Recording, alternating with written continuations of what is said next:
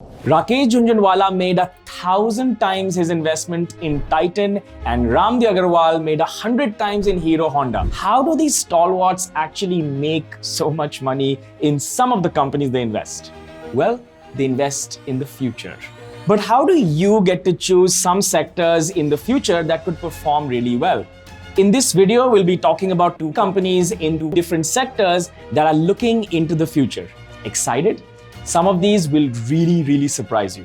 So watch the video till the end. But before we begin, guys, if you like what we do, please comment right now in the video, because if you don't, more people won't see it and we won't get encouraged to make more videos. So if you want us to do that, comment right now. Do it! Just do it!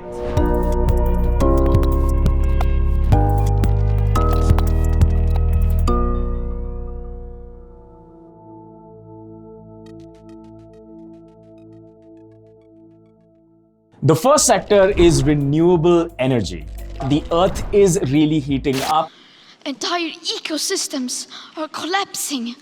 How dare you! And world leaders, including India, has committed to reduce emissions by 60%.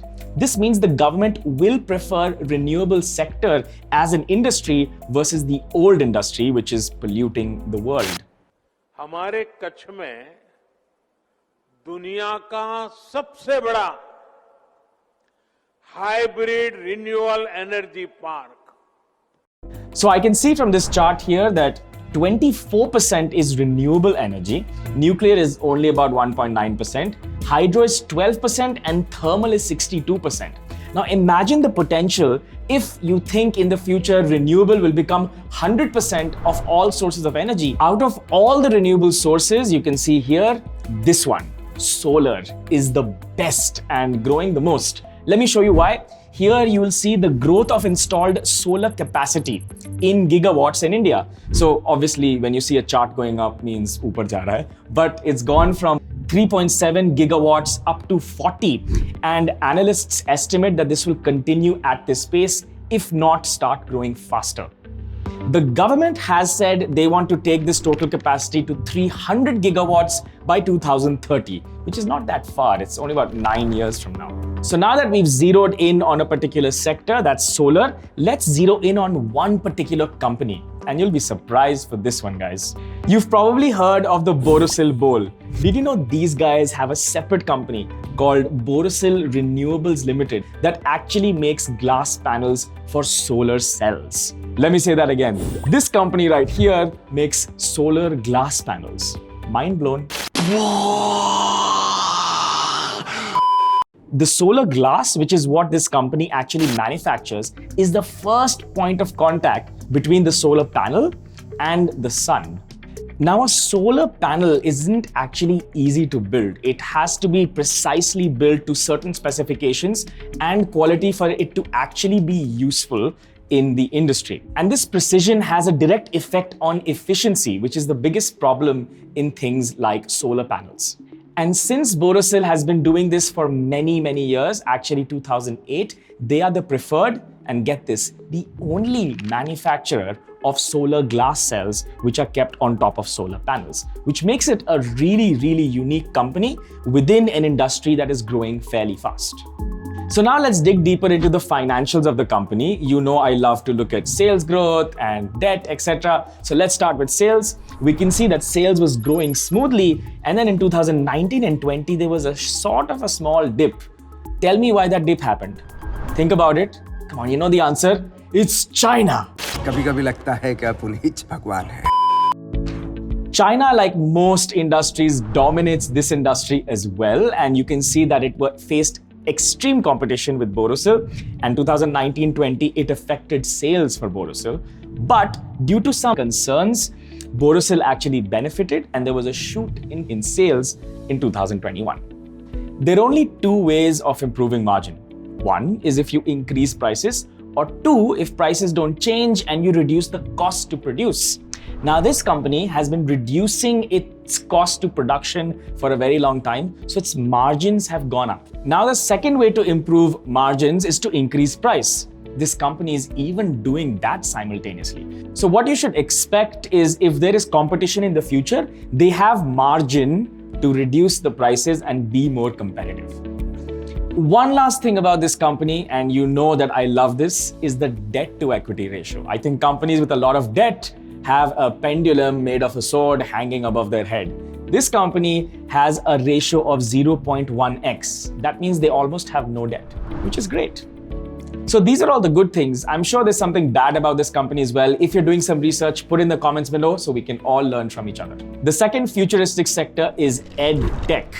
Actually, I want to talk about LearnApp here, but okay, fine. I won't say this. You go visit the website. It's a really cool platform.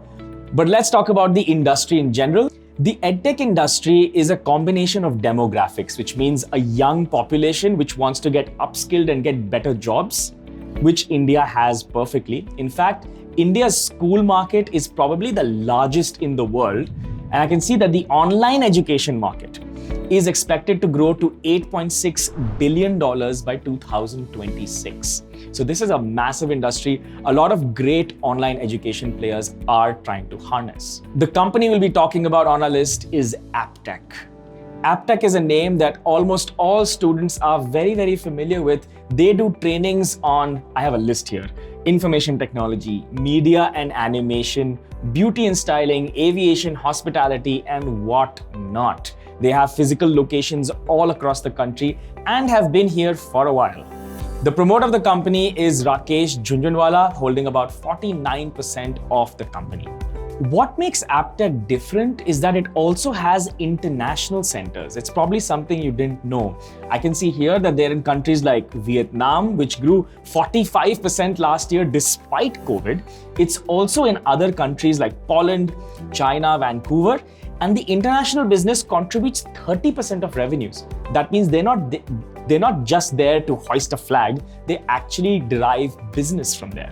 Now let's move to my favorite part, the fundamentals. I usually start with sales growth. Let's do that. In this case, it's a little depressing. So we can see here that the sales growth has fallen from 158 all the way to 89 crores. So there is no growth at all. In fact, there's degrowth. But in this case, the net profit has also been falling. So in 2010, it was a minus 22 crores loss. And then in 2021, it's a 12 crore rupee profit. So that means there has not been any growth in profit for the last 10 years.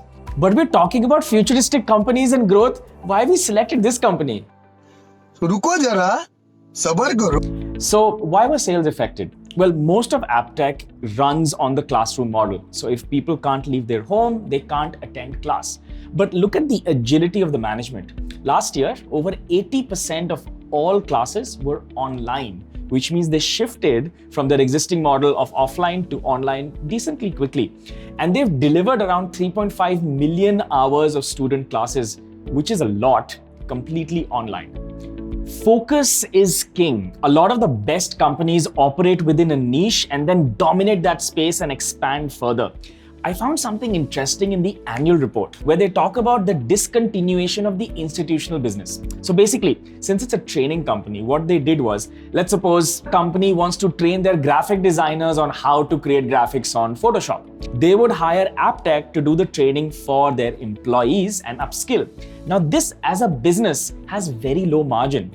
So guess what Apptech did? They decided to shut down the institutional business and focus completely on B2C. This is generally seen as a good thing because capital allocation and ROI is how a group or a business actually grows, by shutting down the businesses which have low ROI.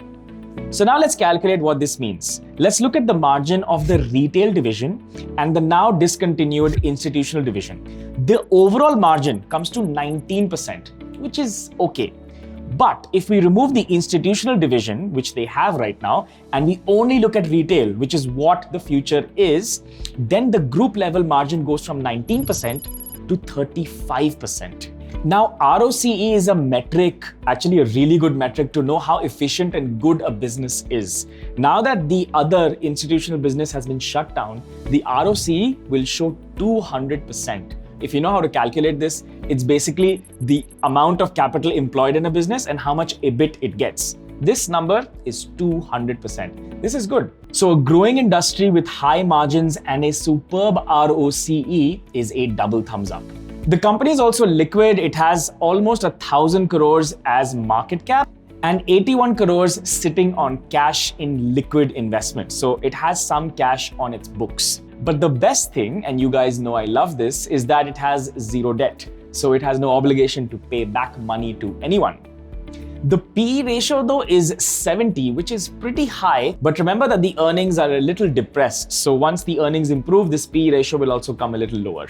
Now, if you found this video useful, please visit learnapp.com where we have an organized learning map. All you need to do is select investing or trading as your subject, and you can start from basics all the way to advanced. Do check it out. The first lesson is free.